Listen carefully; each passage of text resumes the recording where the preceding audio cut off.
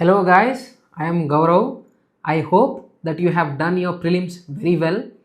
And now I'll be discussing the questions of Indian geography, physical geography and world geography. Before I start my analysis, let me tell you that the questions here asked were mostly map based, factual, and they were somehow related to the current affairs. With the knowledge that one has, along with the prelims preparation and a bit of logic, we can use the application and solve these questions. Let me do the same for you in the questions that we will follow. Let us begin. In the first question, it is in the Pleistocene period, either the Yamuna once flowed into the Indus or the Sutlej flowed into the Yamuna, and one major tributary of either had shifted from the Ganga to the Indus or vice versa. Which of these, which of the following is or are the basis of the above assertion? The first sentence is the Nadi Sukta of Rigveda, the explorations of the Sutlej and the Yamuna by Robert Fruce, the presence of the same species of dolphins in both the Indus and the Ganga river system. The thing here is that this is a conceptual question and it's highly factual. If I was attempting this question during my attempt, I would have considered skipping this. However, if we have to solve this question, let us look at the type of options that are being asked. The options are A 1 only, B 2 only, C 1 and 2 and D 3. So now we will have to look into the details of the question that have been asked. The first assertion statement is the Nadi Sukta of the Rigveda. This geologically happens in the Holocene era and it's not Pleistocene. In the initial question that is being asked, it's Pleistocene that is being mentioned. So Nadi Sukta is wrong. And the explorations of Sutlej and Yamuna by Robert Bruce Foote. Here as well, if we were to look into the contributions of Bruce Foote, it is that he was known as the father of Indian prehistory and he has played a very important role in the Stone Age archaeology of South India. So in this way he is not connected to the river interlinking process as such. So if we were to look at that way, now if we have to eliminate both option 1 and option 2, what we are left with is option 3 and that is the right answer. As I mentioned before, this is a highly factual question and it requires before attempting this question as such. Said that, we will move to the second question. This is a question based on current affairs as well as geography. Also, it is important for us to know what is happening around us in terms of places in news. So let us go through the question. Tungurahua volcano, which was declared as a global geopark by UNESCO in 2025, is situated in which one of the following countries? Option A is Ecuador, option B is Peru, option C is Bolivia and option D is Colombia. The answer to this is factual, it is Ecuador. And if I were to say what we have to learn from this, it is very important for us to know that the UNESCO World Heritage Sites, UNESCO Global Geoparks, UNESCO Biodiversity Heritage Parks, these are the areas in current affairs which have to be looked into very thoroughly before going to prelims. So let us go to the third question as well.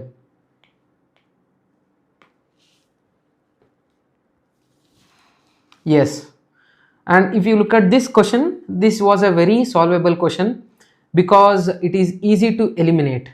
So let us go through the question once. With reference to the climate of Andaman and Nicobar Islands, which of the following statements is or are correct? The climate can be defined as a humid tropical coastal climate. It receives rainfall from both southwest monsoon and northeast monsoon. Maximum precipitation is between December and May.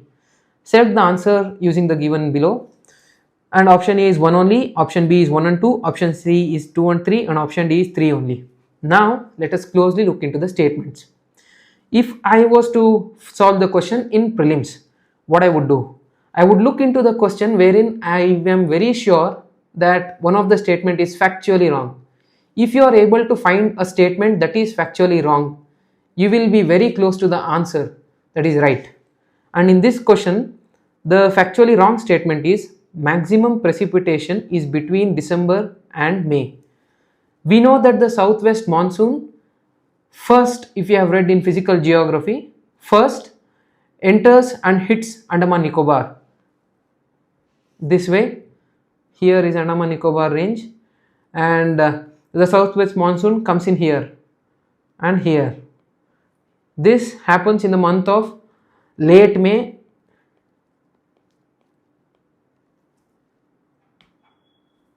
and early June.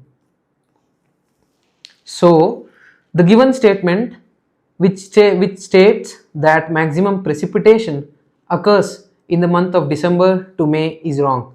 In that way, we can eliminate option C and option D. Now we are left with option 1 and 2.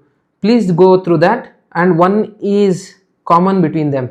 Now let us clearly read the option 2. It receives rainfall from both southwest monsoon and northeast monsoon, and this is also a factual information that we would have read in the physical geography, and it's true. Hence option B is the right answer. Let us go on to the next question. And this is also a factual question from physical geography. Yeah. Now, which of the following geographical features or phenomena is or are associated with peninsular block of India? They are referring to this block. Submergence of parts of western coast due to tectonic activity, presence of residual mountain ranges such as Velikonda Hills and Mahendragiri Hills, deep V-shaped river valleys formed by fast flowing rivers. As I mentioned in the previous slide, we will have to look into that factual statement which we feel is absolutely wrong. And if we have read the physical geography part in the NCERTs thoroughly, we will surely get to know that this is for the Himalayan rivers.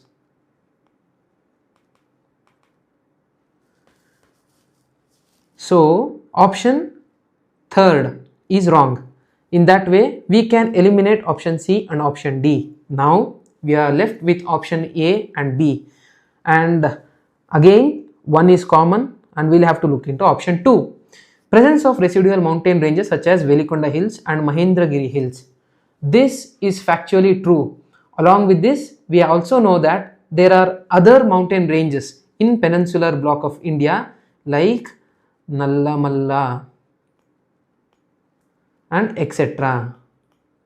Thus, option 2 is also right, and hence the right answer is B. Yes, this is a question based on world geography and places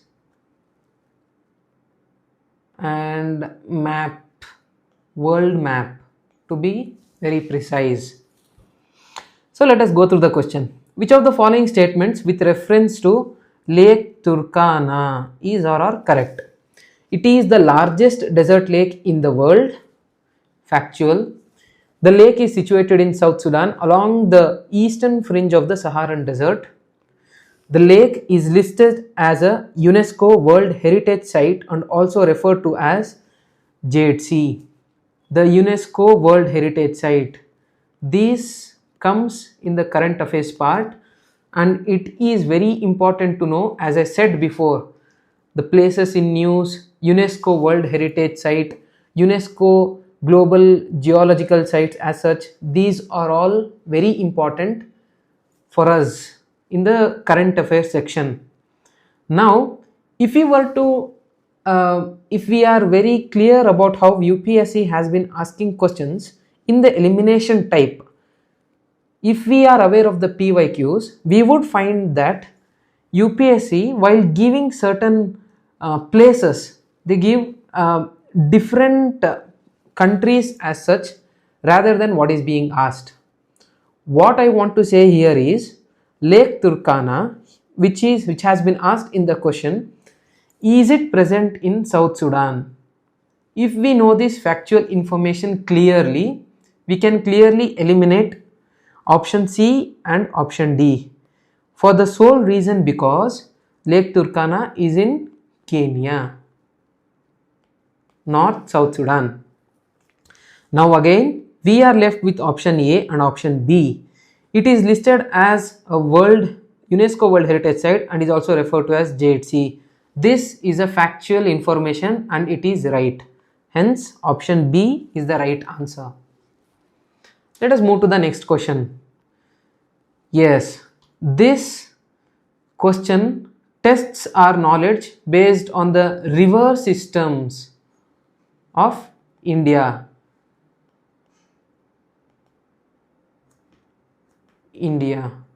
Yes. Identify the river of the Indian subcontinent on the basis of the following information. It has an antecedent drainage system. It flows through 3 countries. It originates in the Tibetan plateau and is an important river for irrigation. It does not form distributaries. If I were to look into one of the statement that will determine the answer of this question, based on our knowledge, we can say that the statement 4 is that crucial statement which we have to apply to all the options that have been asked. Because the options here, which are A, B, C and D, all correlate to one or the other statement. So let us look into the crucial statement itself in the beginning. It does not form distributaries. If we were to take Brahmaputra, the first 3 statements clearly apply to Brahmaputra. It is antecedent, yes. It flows through 3 countries, yes. It originates in the Tibetan plateau and important for irrigation. But it does not form distributaries is clearly wrong, because Brahmaputra has a very big delta formation. Hence, Brahmaputra is eliminated. Now, coming to Teesta as a river, it flows through 3 countries. No, Teesta flows through 2 countries. So, D is also eliminated. This is between India and Bangladesh. Now we are left with Indus and Sutlej. The important point for us to look here is about the distributaries. Here, Sutlej does not form any distributaries. It is a tributary of the Indus and it goes and joins Chenab. Hence, the correct answer for this question is option C, that is Sutlej. So, what we have learnt in this statement or in this question is that we will have to look into that crucial information among the 4 statements to derive the exact right answer. So, let us move to the next question. Let us solve question number 36 and let us be very careful when we are reading the question. Which of the following with reference to Indian states is or are not correct? Be very careful while reading the statement not correct. And let us go through the questions. Uttar Pradesh shares its boundary with the highest number of other Indian states. This is a type of question based on the PYQ analysis of how UPSC has been going through the questions of maps. Hence, if one has done his or her own analysis of the PYQ, and if they had made a note of all the states which shares the highest number of borders with other states and other factual information, it will be easy to solve this question. And going to the first statement that Uttar Pradesh shares its boundaries with the highest number of Indian states is true. Then Rajasthan shares the longest international border among all Indian states. This, if one is aware about the Indian map facts exactly, one can derive the answer here. The exact way to think or go about this is Rajasthan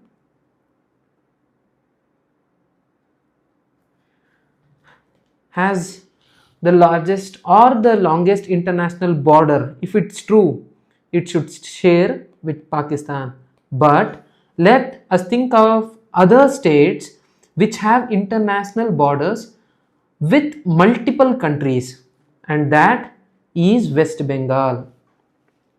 It shares its border with Bangladesh, Bhutan and Nepal. If one is aware of this fact and one is aware of the physical map of India, it will be easy for one to deduce the fact that it is West Bengal and not Rajasthan. Hence, 2 is eliminated. Now, let us go through the third statement. Sikkim is the only state that shares its boundary with one other Indian state. Let us focus on the word in only. Yes. Is Sikkim the only state? If one is aware about the states and its boundaries in the northeastern part of India, one will surely know that Meghalaya also shares its boundary only with Assam. Hence, it is important for us to know for a fact that they have asked which of the following is not correct. So, here the incorrect ones are statement 2, that is Rajasthan, and statement 3, that is referring to Sikkim. Hence, my bad, I have marked this. They have asked not correct, also known as incorrect. So, option C, that is 2 and 3, becomes the right answer. Now, let us move to the question 40, which states, and it is currently derived from the current affairs that is happening around us.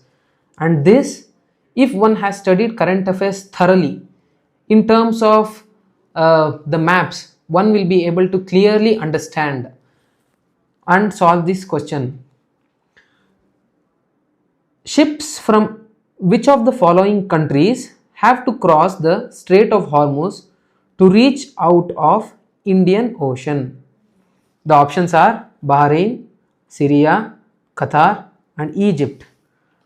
Let us think in terms of the maps that we have.